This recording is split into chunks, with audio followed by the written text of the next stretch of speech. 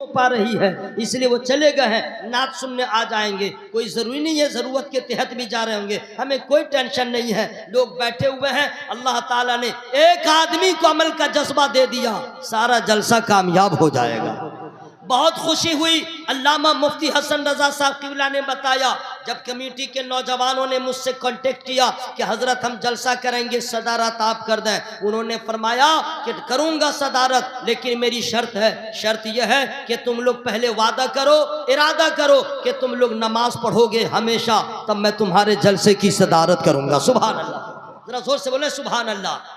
हजरात, अब निसार अहमद रज़वी आपसे मुखातब हो रहा है। ये मुसीबतें जो पहुंचती हैं, ये अपने हाथों की कमाई है। हजरात सुन लीजिए, अल्लाह ताला इसमें भी उसकी रहमत है। जरा जोर से बोले सुभान अल्लाह। इसमें भी अल्लाह की रहमत है। जो मुसीबतें पहुंचती हैं, मुफस्सिरीन बयान फरमाते हैं, उस मुसीबत की वजह से अल्लाह तुम्हारे गुनाहों को माफ फरमा देता है।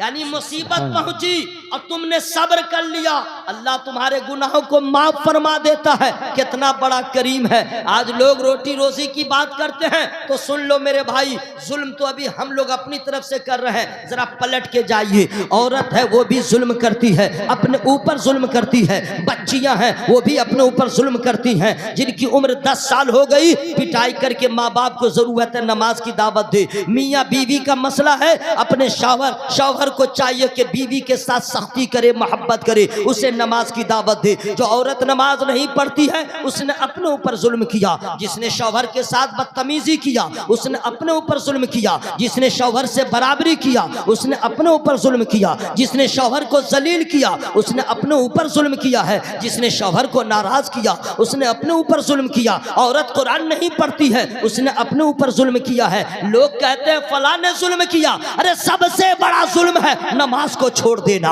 सबसे बड़ा जुल्म है कुरान को ताकों पे रख के छोड़ देना, गाफिल होना। ये सबसे बड़ा जुल्म है। हम क्या क्या बताएं, आज मेरे पास टाइम नहीं है। भारत का मुसलमान इतना बड़ा जालिम अपने लिए हो गया है कि करबला के मैदान में इमाम हुसैन सरकार ने कुरान की तिलावत ऐसे किया, जब सरतन से लगा था तो भी कुरान पढ़ रहे थे, और जब सरतन से जुदा हो गया तो भी कुरान पढ़ रहे। वाह वाह वाह, जिंदाबाद जिंदाबाद। आज हम और आपका मामला ये है, पनाहे खुदा। मेरे दोस्तों, मेरे भाइयों, अल्लाह ताला ने इरशाद फरमाया और नबी की हदीस पाक, अगर मुझे आप इजाजत दे रहे हैं और तो मैं इंशाल्लाह एक हदीस पाक सुना दूं। नहीं, जरा बोलना है तो जरा साफ साफ बोलिए।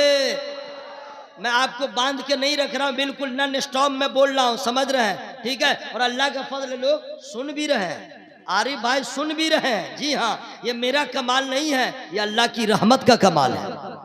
जरा जोर से बोलिएगा तो क्या वजन कम हो जाएगा? वजन भी बढ़ेगा, मर्तबा भी बढ़ेगा। जरा साउंड बढ़ा के बोले सुभान अल्लाह।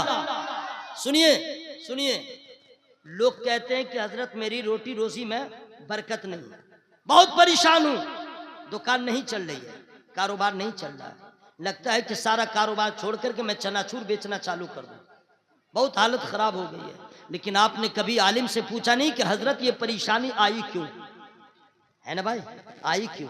मैं इसका जवाब फ्री में नहीं बताऊंगा। क़ालन नबी सल्लल्लाहु तआला अलैहि वसल्लम इज़ा तरकल अब्द दुआ लिल वालिदैन फ़इन्नहु यंक़तिउ अन्हु रिज़्क़। यह हदीस पाक मैंने पढ़ दिया, ठीक है। अब इसका माना क्या है फ्री में नहीं बताऊंगा। मेरे नबी फरमाते हैं, जो औलाद अपने माँ बाप के लिए दुआ करना छोड़ दे, उसके रिज्क का दरवाजा बंद हो जाता है, उसके रिज्क में कमी आ जाती है। जो बेटा माँ बाप के लिए दुआ करना छोड़ दे। कितने लोग हैं जो माँ बाप के लिए दुआ करते हैं? बहुत कम होंगे, बहुत कम, बहुत कम। माँ बाप जिंदा है तो दराज़ी उम्र की दुआ करें, सेहत और सलामती की दुआ करें।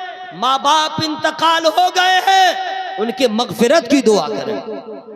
माँ बाप भी खुश होंगे, उनकी रूह भी खुश होगी, और अल्लाह ताला भी खुश हो जाएगा, और रिज़्क़ का दरवाजा कुशादा हो जाएगा।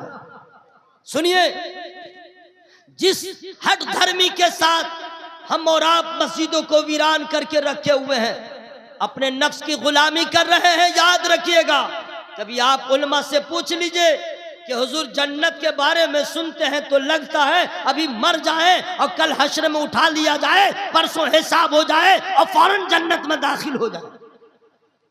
जन्नत में बाग है, बहार है, इनाम है, इकराम है। लेकिन जहन्नम के बारे में आपने नहीं सुना। जहन्नम में अंधेरा है, जहन्नम में तारीकी है, जहन्नम में सांप है, जहन्नम में बिच्छू है, जहन्नम में आग है लेकिन उसमें रोशनी नहीं, जहन्नम में बदबू है, जहन्नम में प्यास है, जहन्नम में भूख है। जहन्नमियों की खुराक इन्न शजरत ज़क़ूम तामुल असीम कल मुहली यगली फिल बुतून, कांटेदार फल है।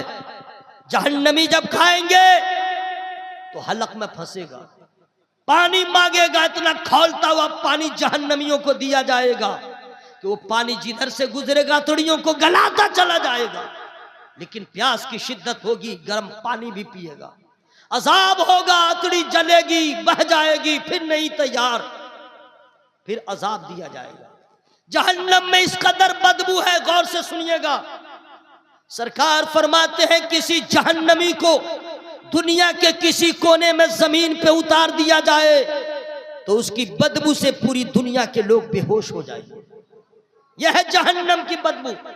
जहन्नम में जो जहन्नमियों को जंजीरों से जकड़ के रखा जाएगा, उस जंजीर की एक कड़ी को दुनिया के किसी पहाड़ पे रख दे तो पहाड़ रेजा रेजा हो जाए।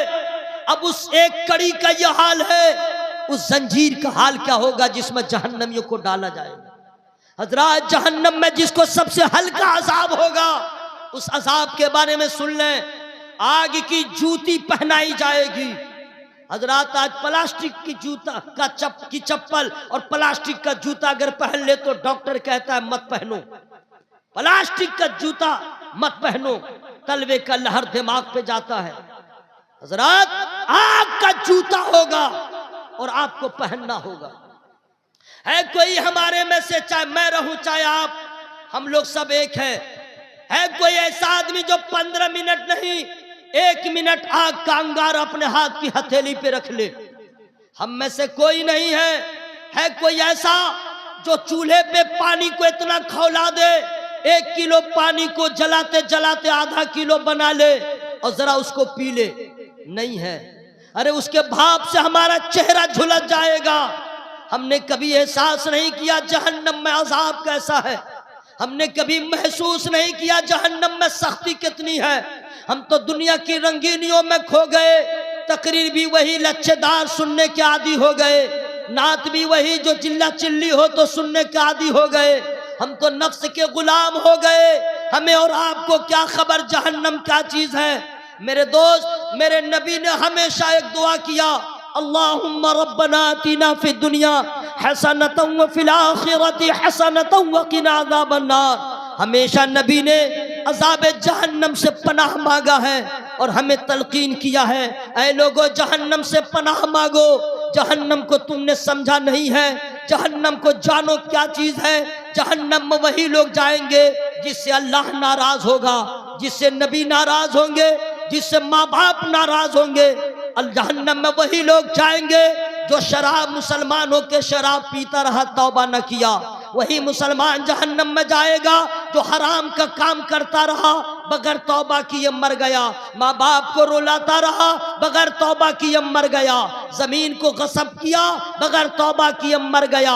झूठ बोलता रहा, बगैर तौबा किए मर गया। वो जहन्नम में जाएगा। ज़िना किया, तौबा न किया, वो जहन्नम में जाएगा। जितना गलत काम है किया, शराब पिया, जहन्नम में जाएगा।